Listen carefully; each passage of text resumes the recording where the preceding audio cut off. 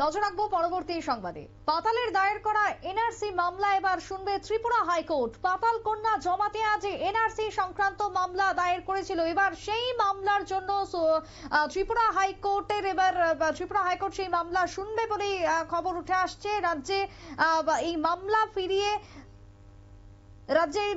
ফিরিয়ে জানিয়ে দিল দেশের সর্বোচ্চ আদালত। রাজ্যের এই মামলাকে নিয়ে এমনটাই জানিয়েছে ইতিমধ্যে রাজ্যের সর্বোচ্চ আদালত। ত্রিপুরা হাইকোর্ট জানিয়েছে যে এই মামলা তারা শুনবে। টেলিফোন লাইনে রয়েছেন প্রতিনিধি সম্রাট চৌধুরী, একটু বিস্তারিত জানবো। সম্রাট, এই যে এনআরসি নিয়ে যে মামলা হয়েছিল সেটা এবার ত্রিপুরা হাইকোর্ট শুনবে বলেই খবর, কি জানতে পারছে এখন অব্দি? দেখো, পাতাল কন্যা জমাতি আমরা জানি তিনি কিছুদিন আগেও বিজেপির রাজ্য সভাপতি ছিলেন। বর্তমানে তিনি তার আবার নতুন একটি দল গঠন করেছেন। এই পাতাল কন্যা জমাতিয়া তার যে পুরনো দল ত্রিপুরা পিপলস পার্টি, সেই দল থাকাকালীন 2018 সালে কিন্তু ত্রিপুরাতে এনআরসি লাগু করার দাবি নিয়ে সুপ্রিম কোর্টে এই একটি মামলা দায়ের করেছে। সেই মামলা চূড়ান্ত শুনানি হয়েছে এবং সেই চূড়ান্ত শুনানিতে সুপ্রিম কোর্ট কিন্তু এই মামলাটি ত্রিপুরা হাইকোর্টে ফেরত পাঠিয়ে দিয়েছেন। সুপ্রিম কোর্টের বক্তব্য, এই ধরনের মামলা হাইকোর্টে শুনানি হলে, রাজ্য হাইকোর্টে শুনানি হলে ঠিকঠাক হবে।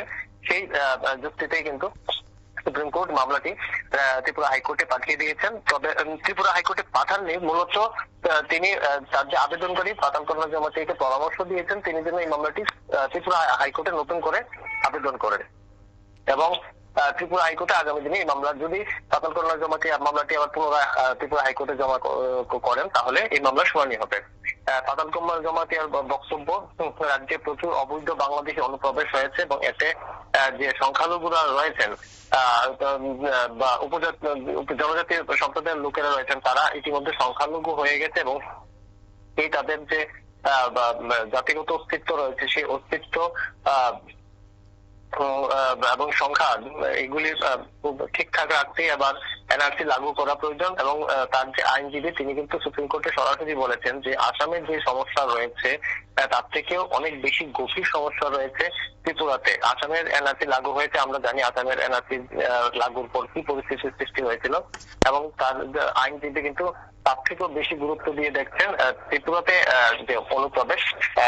কারণ ত্রিপুরাতে যে কাঁটাতারের সমস্যা রয়েছে বর্তমানে, এই সমস্যাটাই কিন্তু বিভিন্নভাবে উঠে আসছে যে কাঁটাতারের বেড়া, সেই বেড়া অনেকাংশে নষ্ট হয়ে গেছে, কিছু কিছু জায়গায় বাঁশ দিয়ে আটকে রাখা হয়েছে এবং এই কাঁটাতারের বেড়া ডিঙ্গে কিন্তু নিয়মিত আমাদের যে অনুপ্রবেশকারী তারা কিন্তু রাজ্যে প্রবেশ করছেন এবং বিভিন্ন সময় যে রাজ্যে বাংলাদেশের ধরা পড়ছে সেই তথ্যে কিন্তু এটা স্পষ্ট যে অনুপ্রবেশ হচ্ছে এবং এই বিষয়টি কিন্তু সুপ্রিম কোর্টের সামনে তুলে ধরা হয়। কিন্তু সুপ্রিম কোর্ট যদি এই বিষয়ে আবার বিচার করতে আগ্রহী না, তারা রাজ্য আদালতে, রাজ্য যে উচ্চ আদালত রয়েছে উচ্চ আদালতকে এই মামলা বিচারের জন্য পাঠিয়ে দিয়েছেন।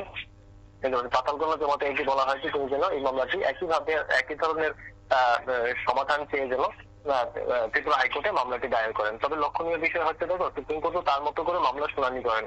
7 বছর আগে মামলাটি দায়ের করা হয়েছিল এবং সম্প্রতি চূড়ান্ত শুনানি হয়ে গেল। তবে এরই মধ্যে ধরো আগামী 1-2 মাসের মধ্যেই রাজ্যে ভিলেজ কাউন্সিল নির্বাচন, স্বাভাবিকভাবে ভিলেজ কাউন্সিল নির্বাচনের আগে এই মামলার এরকম একটি গুরুত্বপূর্ণ রায় নিঃসন্দেহে একটি রাজনৈতিক প্রভাব অবশ্যই রাখবে। তবে এখন দেখার বিষয় হচ্ছে পাতাল কন্যা জমাতিয়া ঠিক কত দ্রুত এই মামলাটি ত্রিপুরা হাইকোর্টে দায়ের করেন এবং তারপরে এর যে প্রভাব, সেই প্রভাব বোঝা যাবে। তার যে রাজনৈতিক প্রভাব হবে নিঃসন্দেহে তিনি রাজনৈতিক যে ফায়দা বা যে মাইলেজ রয়েছে তা তোলার জন্য অগ্রিম খুবই শীঘ্রই ত্রিপুরা হাইকোর্টে হয়তো মামলাটি দায়ের করবেন। তবে 7 বছর শুনানির পর চূড়ান্ত শুনানি এবং গিয়ে কোনো ফলে বিচার না করে এই মামলাটি ত্রিপুরা হাইকোর্টের জন্য পাঠিয়ে দেওয়ার কারণে কিন্তু পাতাল কন্যা জমাতিয়া কিন্তু ভীষণ ক্ষোভ জানিয়েছেন সুপ্রিম কোর্টের প্রতি। তার বক্তব্য হচ্ছে সুপ্রিম কোর্টের যে কোনো রাজ্যের নাগরিকরাই সুপ্রিম কোর্টে মামলা করতে পারবে এবং যেহেতু বিষয়টি একটি আন্তর্জাতিক বিষয় সেই পরিপ্রেক্ষিতে সুপ্রিম কোর্টের এই মামলা শুনানি করার ছিল, রাজ্য হাইকোর্টে আবার পাঠিয়ে দেওয়াটা যুক্তিযুক্ত হয়নি। এতে মামলাকারী হিসেবে তিনি হেনস্থার শিকার হয়েছেন বলে কিন্তু অভিযোগ করেছেন। সুপ্রীতি, সেই জায়গায় দাঁড়িয়ে সম্রাটদা, কবে নাগাদ এই মামলা শোনা হতে পারে ত্রিপুরা হাইকোর্টে, এই নিয়ে কি কোনো কিছু জানা সম্ভব হয়েছে? না দেখো, যেহেতু মামলাটি সেই অর্থে কিন্তু মামলাটি কিন্তু আমরা যেরকম বলি যে আদালত থেকে ট্রান্সফার করা হয়েছে সেরকম না। সুপ্রিম কোর্ট যে বাদী রয়েছেন পাতাল কন্যার জন্য, ওনাকে আদেশ করেছেন যে এই মামলাটি যেন তিনি সুপ্রিম কোর্টে যেভাবে দাখিল করেছেন একইভাবে যেন ত্রিপুরা হাইকোর্টে দাখিল করেন। মানে সুপ্রিম কোর্টের মামলাটি কিন্তু এবার সেখানে বন্ধ হয়ে গেল। একই বিষয় নিয়ে একইভাবে তিনি যেন মামলাটি ত্রিপুরা হাইকোর্টে দায়ের করেন। তো স্বাভাবিকভাবে এবার পাতাল কন্যার তরফে যবে নাগাদ মামলাটি দায়ের করা হবে সেই অনুযায়ী প্রাথমিক শুনানির দিন ধার্য হবে, তারপর বিভিন্ন পক্ষকে নোটিশ করা হবে। অন্তত দেখো, একটা মামলা যদি তুমি ধরে নাও যে আজ থেকে মামলাটির দায়ের করার প্রক্রিয়া শুরু হয়, তারও কম থেকে 1 থেকে 2 সপ্তাহ প্রয়োজন পড়বে মামলাটি নথিপত্র তৈরি করতে। তারপর মামলাটি দায়ের করা হলে অন্তত 2 সপ্তাহ আবার সময় লাগে মামলাটি তালিকাভুক্ত হতে শুনানির জন্য। তো 2 সপ্তাহ এখানে 2 সপ্তাহ 4 সপ্তাহ এখানে সময় চলে যায়।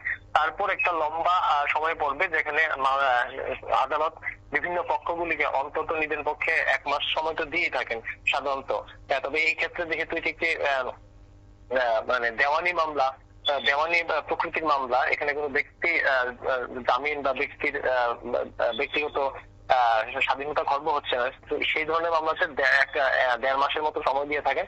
তারপরে আবার এটি পুনঃশুনানি হবে। তো সব মিলিয়ে ধরো ন্যূনতম মামলার আগামী কোনো খবর আসছে অন্তত 1 মাস। সুপ্রীতি, বেশ, ধন্যবাদ তোমার সম্রাটদা। অর্থাৎ এই মুহূর্তে দাঁড়িয়ে এখনো পর্যন্ত যা খবর রয়েছে তাতে করে ইতিমধ্যেই এনআরসি সংক্রান্ত যে মামলা, সেই মামলা হয় সুপ্রিম কোর্টে, যদিও বর্তমানে সুপ্রিম কোর্টে মামলাটি করেছিলেন পাতাল কন্যা, যদিও পাতালের দায়ের করা সেই এনআরসি মামলা এবার শুনতে রাজি ত্রিপুরা হাইকোর্ট। রাজ্যে মামলা ফিরিয়ে জানিয়ে দিল দেশের সর্বোচ্চ আদালত এই মুহূর্তে যে খবর উঠতে শুরু করেছে। ছোট্ট একটা বিরতির পর ফিরছি, সঙ্গে থাকুন।